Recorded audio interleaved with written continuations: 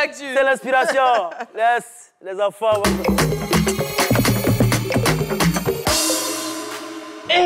Aujourd'hui aussi, c'est un autre jour. Daïla. Merci. Ben, on commence l'actualité par l'interdiction du réseau social TikTok.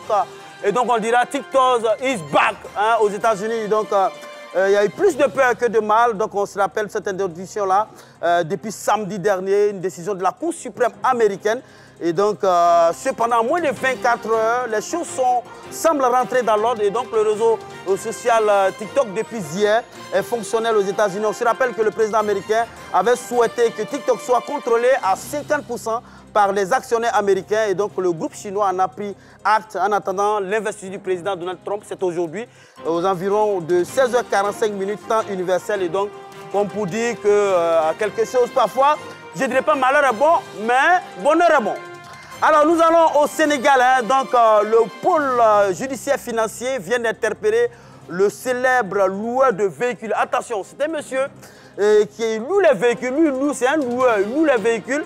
Donc, il a loué voiture jusqu'à, crédit est monté sur lui jusqu'à 14 milliards de francs CFA. Et donc, elle a été placée sous mandat de dépôt. Et donc, c'est vraiment déplorable pour l'Afrique. On peut être là, louer voiture jusqu'à plus de 14 milliards de francs CFA. Et donc, il a loué voiture jusqu'à il se retrouve en prison. Ben, je lui conseillerais là-bas en prison de louer Dieu pour en sortir. À Divo, chez les Dida. Oui, à Divo, chez les Dida.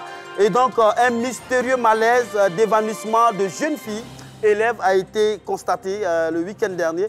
Et donc, bref, c'est la grosse interrogation qu'on se pose. Cette école serait-elle hantée?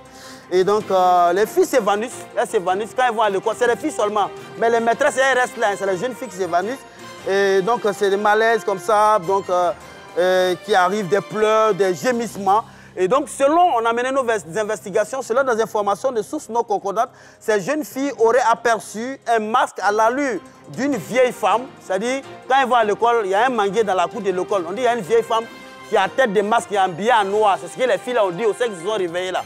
Et donc, c'est ce qui a fait que peut-être que ces filles-là s'évanouissent. Et donc, voilà. Les enquêtes sont en cours. Donc, les autorités locales sont en train de mener des enquêtes pour bien situer les responsabilités.